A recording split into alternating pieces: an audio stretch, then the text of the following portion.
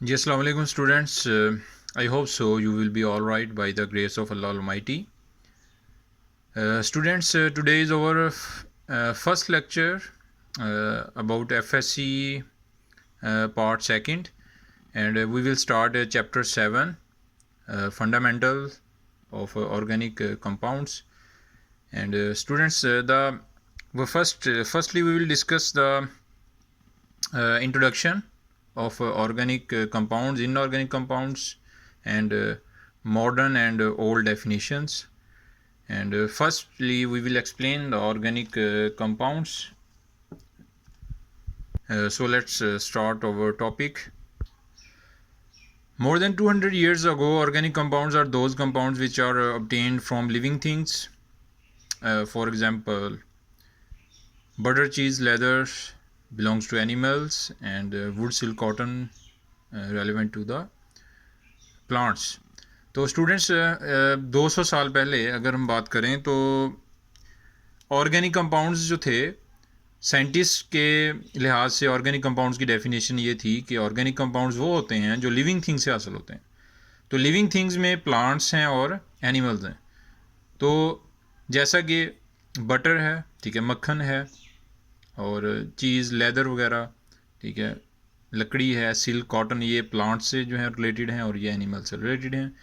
तो organic compound जो थी 200 साल पहले साइंटिस्ट जो थे वो इस बात पे मुतफिक थे कि सिर्फ लिविंग थिंग्स से जो है वो ऑर्गेनिक कंपाउंड्स को हासिल किया जा सकता है। नॉन लिविंग थिंग्स के साथ ऑर्गेनिक कंपाउंड्स का कोई लिंक नहीं है। तो उसके बाद हमने इनऑर्गेनिक कंपाउंड्स की डेफिनेशन देखी। तो let's talk about the inorganic compounds. Inorganic compounds are those compounds which are obtained from non-living things or minerals. तो यहाँ पर इनऑर्गेनिक कंपाउंड्स वो हैं जो नॉन लिविंग थिंग्स से हासिल होते हैं, जैसा कि water, carbon dioxide, sodium chloride, calcium carbonate, ठीक है, जिनको जो हमारे पास या उनको हम एटमॉस्फेयर से हासिल करते हैं, ठीक है, या वो एटमॉस्फेयर में पाए जाते हैं या उनको हम ज़मीन से जो है वो एक्सट्रैक्ट करते हैं, ठीक है। तो मिनरल्स से हम उनको हासिल करते हैं इनऑर्गेनिक कंपाउंड्स को। तो इनऑर्गेनिक कंपाउंड्स का लिविंग थिंग्स के साथ कोई लिंक नहीं है, ठीक है। तो ये जो हम बातें कर रहे हैं ये 200 साल पहले की बातें हैं, ठीक है। Now let's talk about the vital force theory. According to vital force theory, there is a vital force present between the organic compounds in the organic compounds. तो in organic compounds, J Berzelius जो एक Swedish chemist था उसने इस theory को पेश किया और 1815 में इसको वाइटलिज्म भी कहते हैं। तो स्टूडेंट, इसने कहा कि एक ऑर्गेनिक कंपाउंड्स में एक वाइटल फोर्स है पाई जाती है और उसमें उस फोर्स की वजह से ऑर्गेनिक कंपाउंड्स जो हमारे पास लिविंग थिंग्स हैं, लिविंग थिंग्स में एक वाइटल फोर्स पाई जाती है और उस फोर्स की वजह से लिविंग थिंग्स में ऑर्गेनिक कंपाउंड्स प्रिपेयर होते हैं, सिंथेसाइज होते हैं।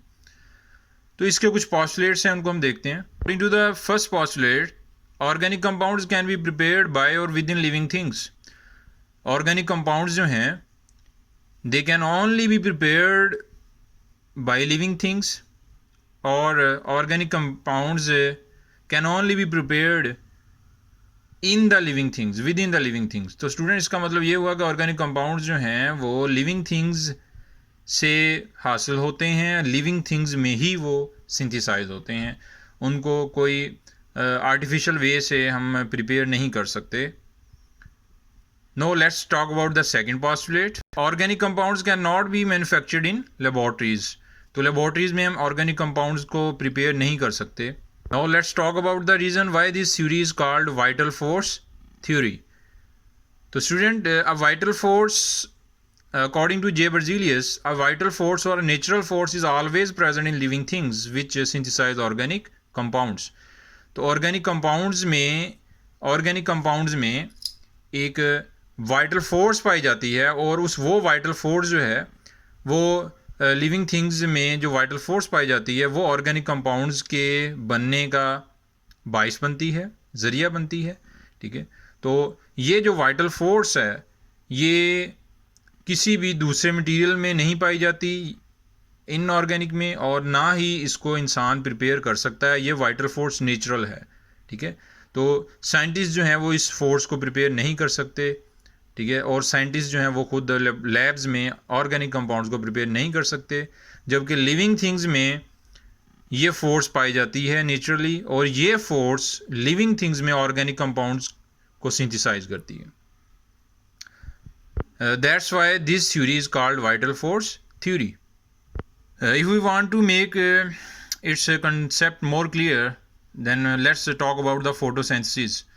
तो स्टूडेंट, फोटोसिंथेसिस जो है हमारे पास प्लांट्स में फोटोसिंथेसिस का प्रोसेस होता है, जिसके ज़रिए वो अपनी एनर्जी जो है, अपनी खुराक जो है वो तैयार करते हैं।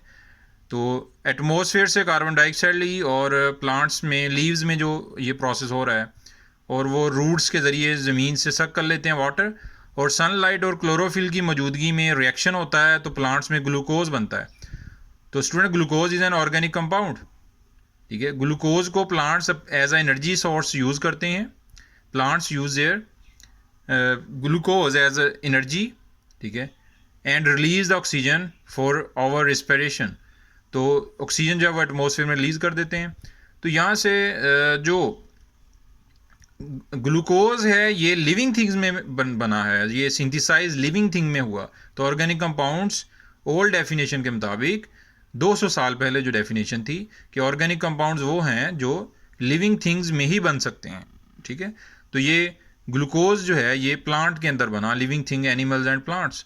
सो glucose is an organic compound according to the vital force theory. Now let's talk about the Wohler's work, Wooler work or rejection of vital force theory. Friedrich Wooler was a scientist who rejected the vital force theory. तो student, vital force theory को reject कर दिया गया फ्राइड्रिक वुलर ने जब एक experiment किया। He prepared organic compound urea from an inorganic compound ammonium cyanate. तो स्टूडेंट, उसने ये जो डेल्ट का जो है वो निशान है, ये हीटिंग को शो करता है। स्टूडेंट, उसने अमोनियम साइनेट जो कि इनऑर्गेनिक कंपाउंड था उसको हीट किया, लैब में एक्सपेरिमेंट किया, और उससे ऑर्गेनिक कंपाउंड यूरिया को प्रिपेयर कर लिया। And urea is always present in the urine of mammals, ठीक है। तो यूरिया जो है ये यूरिन में पाया जाता है, ठीक है। तो ह्यूमन बीइंग के या एनिमल्स के, तो इसलिए हम इसको ऑर्गेनिक कंपाउंड कहते हैं। लेकिन अमोनियम साइनेट इनऑर्गेनिक कंपाउंड से बना, तो मतलब ये हुआ कि vital force theory was rejected by Friedrich Wohler because he prepared an organic compound from inorganic compound without the presence of vital force.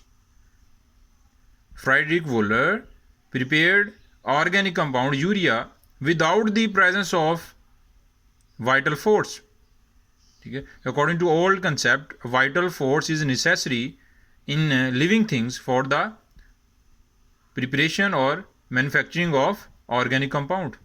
But Friedrich Wohler ने अमोनियम साइनेट से यूरिया बना लिया और उसने कोई वाइटल फोर्स को यूज़ नहीं किया, ठीक है। तो एक ये भी पॉइंट था कि इनऑर्गेनिक कंपाउंड को ऑर्गेनिक कंपाउंड में कन्वर्ट नहीं कर सकते, तो फ्रेडरिक वुलर ने ये भी कर लिया। तो स्टूडेंट, वाइटल फोर्स थ्योरी बहुत बुरी तरह जो है वो रिजेक्ट हो गई। सो आफ्टर द प्रिपरेशन और manufacturing of urea, many other organic compounds, millions of organic compounds were prepared by different scientists. Cole prepared acetic acid in 1845 and Berthelot prepared methane, ठीक है। acetic acid and methane, they are also organic compounds. तो organic compounds को artificially labs में तैयार किया जाने लगा, ठीक है। बहुत सारे ऑर्गेनिक कंपाउंड्स जो हैं लाखों की तादाद में, उनको बाद में लेबॉर्ट्रीज में प्रिपेयर किया जाने लगा। तो जो वाइटल फोर्स थ्योरी थी उसको रिजेक्ट कर दिया गया।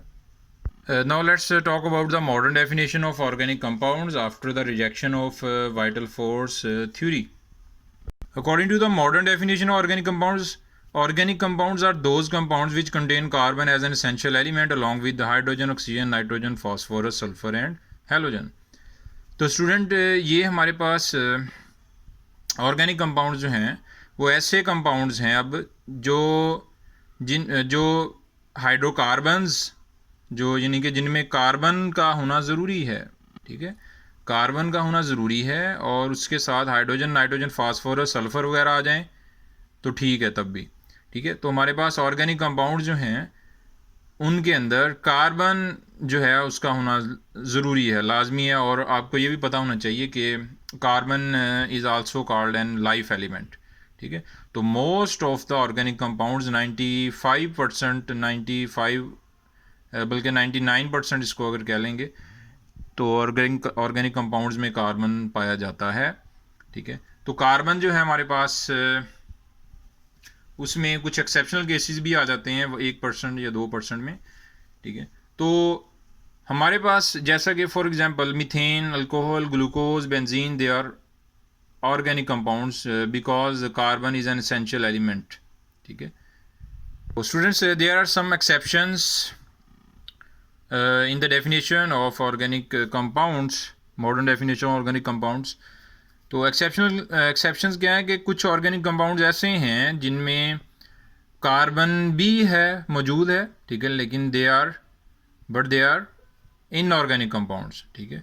सम compounds having carbon atom but they are called inorganic compounds. Let's talk about those such type of compounds. For example, carbon dioxide, sodium carbonate, bicarbonate, calcium carbonate, etc.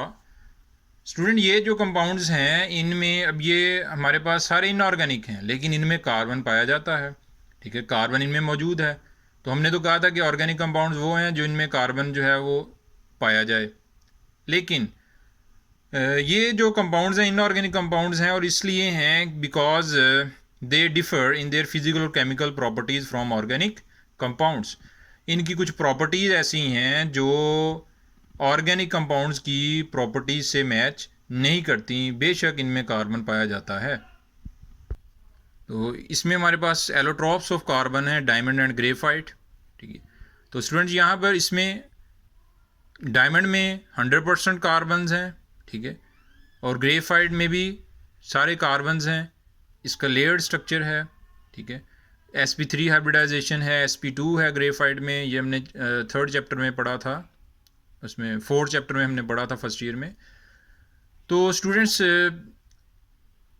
Diamond and graphite are inorganic compounds, they are not organic compounds, ठीक है, due to the difference in their physical chemical properties from organic compounds. Now let's talk about the modern definition of organic chemistry, ठीक है। Organic chemistry की modern definition को हम discuss करेंगे।